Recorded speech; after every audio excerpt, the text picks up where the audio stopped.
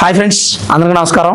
పశ్చిమ బెంగాల్లో ఎన్నికల హడావుడి మొదలైన నేపథ్యంలో పశ్చిమ బెంగాల్ ముఖ్యమంత్రి మమతా బెనర్జీ మాట్లాడుతున్న మాటలు ఒక ఎంత ఆశ్చర్యానికి గురి చేస్తాయి. అదేంటంటే పశ్చిమ బెంగాల్లో బీజేపీ పార్టీ గెలిస్తే ప్రజలు కోడిగుడ్డు కానీ చికెన్ కానీ తినలేరంట. అంటే సింపుల్ గా నాన్ వెజ్ తినలేరు అని చెప్తున్నారు. దానికి కారణం బీజేపీ పార్టీ వాళ్ళు ఏమన్నా నాన్ వెజ్ కి వ్యతిరేకమా?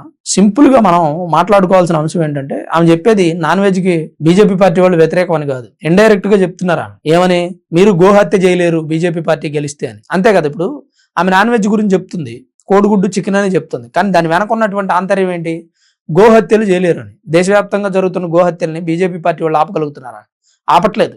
బీజేపీ పార్టీ ఎమ్మెల్యేలు కానీ ఎంపీలు కానీ గోహత్యలను ఆపట్లేదు. వాస్తవంగా ప్రయత్నం చేస్తున్నారు అంతే. ఎక్కువగా గోహత్యలను ఆపేది ఎవరు? హిందువులు. రాజకీయ పార్టీలతో సంబంధం లేనటువంటి హిందువులు ప్రాణాలు కూడా పోగొట్టుకుంటున్నారు. ఉత్తరప్రదేశ్లో పార్సీవాలా బాబా, ఆయన ఒక సన్యాసి, చెట్టు కింద కూర్చొని దీక్ష చేసుకునే వ్యక్తి, గోవులను హత్య చేస్తుంటే లేదా గోవులను రవాణా చేస్తుంటే ఆపుతాడు ఆయన. అట్లా ఎన్నో గోవులను రక్షించాడు, ఎన్నో ట్రక్కులను అడ్డుకున్నాడు. అలానే ఒక ట్రక్కును అడ్డుకోవడానికి పోయాడు. ఆ ట్రక్ వాడు ఇతను తొక్కించుకుని వెళ్ళిపోయాడు, దారుణంగా చచ్చిపోయాడు. పార్సీవాలా బాబా, చంద్రశేఖర్ ఆయన పేరు. ఇట్లా అనేక మంది గో సంరక్షకులు చచ్చిపోతా ఉన్నారు ఈ ట్రక్కులను అడ్డుకునేటువంటి సందర్భంలో. మరి పెద్ద పెద్ద రాజకీయ నాయకులు ఈ గోహత్యల వెనక, ఈ గో అక్రమ రవాణాల వెనక దాగి ఉన్నారేమో తెలియదు, కానీ ఎవడు బయటికి రాడు. దీని మీద ఎవడు గట్టిగా మాట్లాడు. ఎందుకంటే బీఫ్ తినటం చట్ట వ్యతిరేకం కాదు కదా అంటారు. చట్ట వ్యతిరేకం కాదు, ఓకే. రాజ్యాంగంలో బీఫ్ తినకూడదని ఎక్కడ రాసి లేదు, ఓకే, మేము కూడా కాదనట్లేదు. కానీ రాజ్యాంగాన్ని దాటి కొన్ని పనులు చేస్తున్నాం కదా. రాజ్యాంగంలో లేనటువంటి అంశాలను కూడా మనం గౌరవిస్తున్నాం కదా. మరి ఇదేందుకు గౌరవించరు? 100 కోట్ల మంది హిందువులు ఉన్నప్పుడు 100 కోట్ల మంది హిందువులు మనోభావాలు అవసరం లేదా? వాళ్ళ మనోభావాలు దెబ్బతిన్నా ఏం చేయలే అనేటువంటి ధైర్యమా? సో దానివల్ల చాలా మంది గోవులను అక్రమంగా తరలిస్తూ ఉన్నారు. చాలా బీఫ్ కంపెనీలు కూడా ఎప్పటికప్పుడు పుట్టగొడుగుల్లా పుట్టుకొస్తూనే ఉన్నాయి. వాటన్నిటిని అంతం చేయాలంటే బీజేపీ పార్టీ వల్ల ఏ పని కాదు. ఎందుకంటే బీజేపీ పార్టీ కూడా కొన్ని సందర్భాల్లో ఓటు బ్యాంక్ రాజకీయాలు చేస్తుంది. ముందు రాజకీయం చేయాలంటే గెలవాలంటే ఓటు బ్యాంక్ రాజకీయం చేయాలి. అదే చేస్తుంది బీజేపీ పార్టీ. అట్లనే హిందువులకు అన్యాయం చేస్తుందని నేను అన్నాం. కాదు, ప్రతి అంశంలోనూ బీజేపీ పార్టీ నాయకులు మాట్లాడలేరు. ఎందుకంటే ఒక ప్రాంతంలో బీఫ్ విపరీతంగా ఎక్స్పోర్ట్ జరుగుతుంది అనుకోండి, దాన్ని ఖండించాలి. దాన్ని ఖండించాలంటే ఖండిస్తే అటువైపు ఉన్నటువంటి వర్గం ఓట్లు పోతాయేమని ఆ ప్రాంతంలో ఉన్న ఎమ్మెల్యే వెనక్కి తగ్గుతాడు. ఇదే జరుగుతుంది. అయితే మమతా బెనర్జీ మాట్లాడుతున్న మాటలు అవే. ఇండైరెక్ట్ గా బీజేపీ పార్టీ అధికారంలోకి వస్తే మీరు బీఫ్ తినలేరు, గోహత్య చేయలేరు అనే ఆ మాటలు వెనుకున్నటువంటి అర్థం. కాకపోతే ప్రజలంతా కూడా ఆమె కోడిగుడ్డు చికెన్తో పోల్చింది కదా అని లైట్ తీసుకున్నారు. ఇంకా పెద్ద అంశం ఏంటంటే బీజేపీ పార్టీ 77 స్థానాలు గెలిచింది బెంగాల్లో. 213-14 స్థానాలు మేబీ, లేదా 244 సమ్మెంతో ఉంది, నంబర్ నాకు సరిగ్గా గుర్తులేదు. అన్ని స్థానాలు టీఎంసీ పార్టీ గెలిచింది. అంటే బీజేపీ పార్టీకి 77 స్థానాలు వచ్చినాయంటే బీజేపీ పార్టీని స్థానికంగా ఉన్నటువంటి ప్రజలు నమ్ముతున్నారని అర్థం. ఎందుకు ఈ విషయం చెప్తాను, జాగ్రత్తగా వినండి. 214 స్థానాలు వచ్చినాయి అనుకుందాం. 214 స్థానాల్లో ఎక్కువ స్థానాలు గెలిచింది అక్రమ వలసదారులు ఉన్నటువంటి ప్రాంతాలే మమతా బెనర్జీ. ఎందుకంటే అక్రమ వలసదారులని రెడ్ కార్పెట్ వేసి ఆహ్వానిస్తుంది టీఎంసీ పార్టీయే. సందేశ్ ఖలీ ఘటనలు జరిగింది టీఎంసీ పార్టీ ఆధ్వర్యంలో, టీఎంసీ పార్టీ నేతలే చేశారు. బాబ్రీ మసీదు కడతానంటుంది టీఎంసీ నుంచి బహిష్కరించబడినటువంటి ఎమ్మెల్యే హుమయూన్ కబీర్.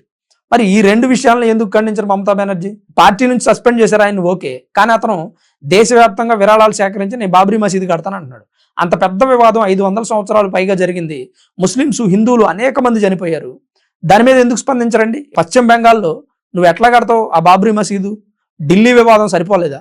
అయోధ్యలో జరిగిన వివాదం చాలేదా? మళ్ళీ ఎందుకు నువ్వు అసలు ఆ పేరును ఎందుకు తీసుకొస్తున్నావు తెర మీదకి? ఆ ప్రస్తావన ఎందుకు తీసుకొస్తున్నావు అని అతను గడ్డి పెట్టలేదు. పైగా అతను విరాళాలు సేకరించి శంకుస్థాపన మేబీ ఏదో చేశాడు. అలానే సందేశ్ ఖలీ ఘటన, బెంగాల్లో ఉన్నటువంటి సందేశ్ ఖలీ అనే ఒక ప్రాంతంలో మహిళల మీద దారుణంగా దాడులు జరిగాయి, అత్యాచారాలు కూడా చేశారు టీఎంసీ పార్టీకి సంబంధించినటువంటి నేతలే. దాన్ని ఎక్కడ ఖండించారండి? ఎక్కడా ఖండించలేదు. దాంతోపాటు అక్రమ వలసదారులు అందరూ పశ్చిమ బెంగాల్ గుండా మన దేశంలోకి అడుగుపెట్టి దేశం అంతా విస్తరిస్తూ ఉన్నారు.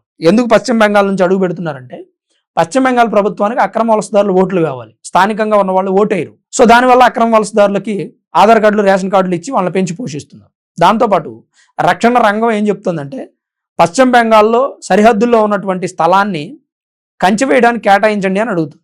కానీ మమతా బెనర్జీ ఇప్పటివరకు స్థలం కేటాయించలేదు, స్థలం సేకరించడానికి కూడా అవకాశం ఇవ్వట్లేదు. సో ఇక్కడ ఎవరి లోపం ఉంది?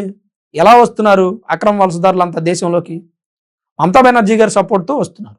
మరి వచ్చిన అక్రమ వలసదారులంతా కూడా టీఎంసీ పార్టీ సానుభూతి పరులే కదా. మరి అప్పుడు టీఎంసీ పార్టీకి ఓటేస్తారు కదా. అందుకు 214 స్థానాలు గెలిచింది.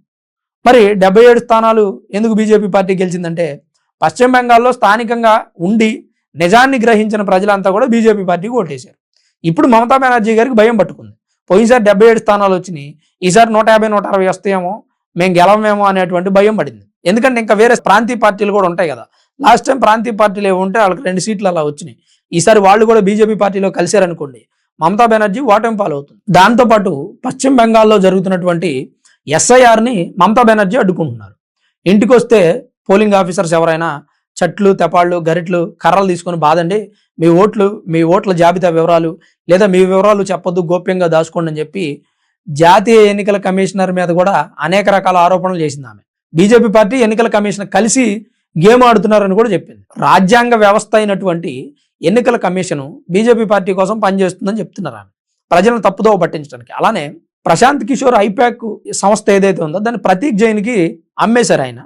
ఆ తర్వాత ఆయన బీహార్ ఎన్నికల్లో పోటీ చేశారు, ఒక్క స్థానం కూడా గెలవలేదు ప్రశాంత్ కిషోర్. మనం చూసాం లాస్ట్ టైం జగన్మోహన్ రెడ్డి గారికి సలహాదారుగా ఉన్నారు 2019 to 24. ఆ తర్వాత 24లో జగన్మోహన్ రెడ్డి గారు తీరు నచ్చక ఆయన జగన్మోహన్ రెడ్డి పార్టీకి సలహాదారుగా వ్యవహరించలేదు. అయితే టీఎంసీ పార్టీకి సలహాదారుగా ఈ ఐపాక్ను కొనుక్కున్నటువంటి ప్రతీక్ జైన్ అనే వ్యక్తి వ్యవహరిస్తున్నాడు. ఈ ప్రతీక్ జైన్ ఆఫీస్ మీద ఈడీ అధికారులు సోదాలు చేశారు. ఈడీ అధికారులు సోదా చేస్తే ఈడీ అధికారుల మీద మమతా బెనర్జీ దాడి చేశారు. దాడి చేసి వాళ్ళ చేతుల్లో ఉన్నటువంటి ల్యాప్టాప్స్ కానీ, ఎలక్ట్రానిక్ డివైజ్లు కానీ, ఫైళ్లు కానీ లాక్కొని వెళ్ళిపోయి బయట మైక్ పెట్టి పెద్దగా అరుస్తూ బీజేపీ పార్టీ ఈడీ అధికారులు కలిసి కొమ్మక్కై మళ్ళీ దాడి చేస్తున్నారు. ఒకసారి ఎలక్షన్ కమిషన్ బీజేపీ పార్టీ కలిసిందంటారు, ఒకసారి ఈడీ అధికారులు బీజేపీ పార్టీ కలిసిందంటారు.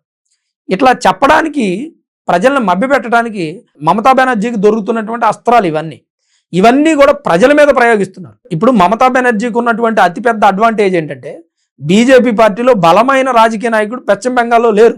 ఆ పని ముందు బీజేపీ పార్టీ చేస్తే సరిపోతుంది. అంతేగాని మోదీ వర్సెస్ మమతా బెనర్జీ అంటే గెలవడం కష్టం. ఎందుకంటే జాతీయ పార్టీ బీజేపీ ఎక్కడో ఢిల్లీలో ఉండి దేశం మొత్తం తిరిగి విదేశాల్లో పర్యటించి దేశం యొక్క మంచి చెడులు ఎలా చూడాలి, దేశానికి అవసరమైనటువంటి ఆర్థిక వృద్ధిని ఎలా పెంచాలి, రక్షణ రంగాన్ని ఎలా డెవలప్ చేయాలి, ప్రతి విషయంలోనూ దేశాన్ని ముందుకు ఎలా నడిపించాలని ఆలోచించేటువంటి జాతీయ పార్టీ ప్రధాని మోదీ యొక్క ఆలోచనలు అవి.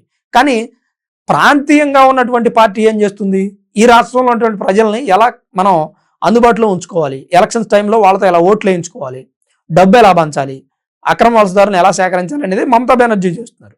అప్పుడు బీజేపీ పార్టీ అక్కడ ఫెయిల్ అవుతుంది. సో ఇక్కడ బీజేపీ పార్టీ చేయాల్సిందంటే స్థానికంగా, ప్రాంతీయంగా ఒక నాయకుడిని మమతా బెనర్జీ లాగా బలంగా తయారు చేయాలి. మోదీ వర్సెస్ మమతా బెనర్జీ గెలవరండి. ఇప్పుడు రేవంత్ రెడ్డి వర్సెస్ మోదీ గెలవరు, చంద్రబాబు వర్సెస్ మోదీ గెలవరు, స్టాలిన్ వర్సెస్ మోదీ గెలవలేరు. అలానే తమిళనాడులో కూడా అంతే. ఎగ్జాంపుల్ కేరళలో 2016లో బీజేపీ పార్టీ ఒక స్థానం గెలిచింది, ఒక్కటే సీటు గెలిచింది. 2021కి వచ్చేపాటికి మొత్తం చతికిలబడి 0.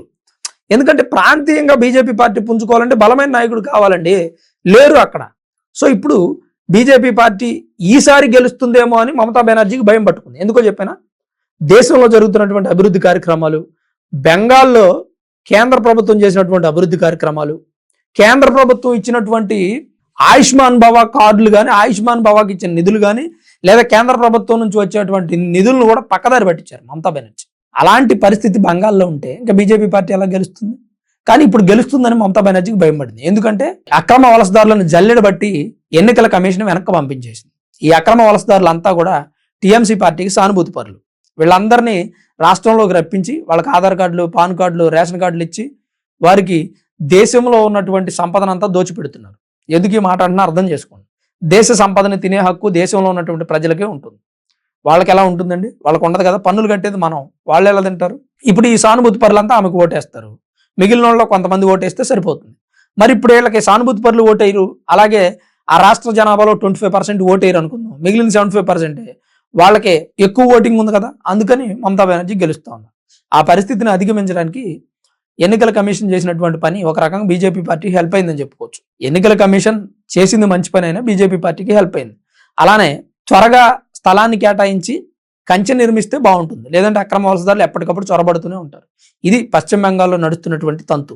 ఈసారి 294 స్థానాల్లో నేనే పోటీ చేస్తున్నా అని చెప్పి మమతా బెనర్జీ మాట్లాడుతున్నారు. అంటే 294 స్థానాల్లో ఉన్నటువంటి ఎమ్మెల్యేలు నా మొహం చూసి ఓటేయండి, వాళ్ళ మొహంలో నా మొహం చూసుకోండి అంటుంది. వాళ్ళ మొహంలో మీ మొహం ఎలా చూస్తారండి? నాకు అర్థం కాదు. ఆ ఎమ్మెల్యేకి ఉన్నటువంటి పట్టు, స్థానికంగా ప్రజలను ఆకర్షించేటువంటి విధానం, రేపు ఎలక్షన్ అయితే వాళ్ళ నైటు డబ్బులు పంచేటువంటి విధానాన్ని బట్టి అతను గెలుస్తాడు. అంతేగాని మమతా బెనర్జీ ఫేస్ చూసి అయితే ఓటేయరు. ఒకవేళ ఓటేయచ్చు, అదో 40% వేస్తారా మేబీ నాయకుడిని చూసి. కానీ 60% నిలబడినటువంటి అభ్యర్థుల ప్రవర్తన బట్టే గెలుపు ఓటములు డిసైడ్ అవుతాయి. మరి ఈసారి మమతా బెనర్జీ గెలవబోతున్నారా, బీజేపీ పార్టీ గెలవబోతుందా? మీ అభిప్రాయం ఏంటనేది కామెంట్ రూపంలో తప్పకుండా రాయండి. Thanks for watching this video. This is Ram signing off sunburn studios.